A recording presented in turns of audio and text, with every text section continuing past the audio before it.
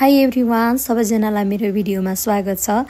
आज चाहिँ म अलि फरक किसिमको भिडियो लिएर आएको छु, किनभने अरू बेला चाहिँ तपाईँले जहिले पकाइरहेको मात्र देख्नुहुन्थ्यो। आज चाहिँ म हिँडिरहेको छु। यो चाहिँ मलाई जापान आएदेखि नै जान मन लागेको ठाउँ हो। सबैजनाले राम्रो छ भन्थे, तर अलि टाढा अलि जङ्गल भएको भएर मलाई चाहिँ एक्लै जान डर लागेको। तर सबैजनाको छुट्टी पनि एकैचोटि नमिल्ने भएर मिलिरहेकै थिएन। आज चाहिँ कहाँबाट जुर्यो अनि हामीले जाने निर्णय गऱ्यौँ। ग्रुपमा अब सबैजना हिँड्न सक्ने र नसक्ने भएको हुनाले गर्दा आधी बाटोसम्म हामी चाहिँ गाडीमा गयौँ। त्यसपछि हाम्रो यात्रा हिँडेर हामीले सुरु गऱ्यौँ।